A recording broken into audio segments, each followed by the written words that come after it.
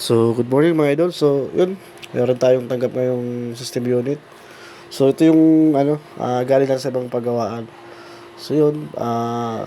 Papagawa na sa atin kung magawa natin. Ang pinaka-main problem nito ay no display. So, yun.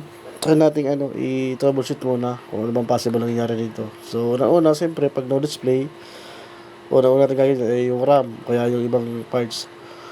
So, na-check natin lahat. RAM, yung ibang parts pa, ay wala talaga problema.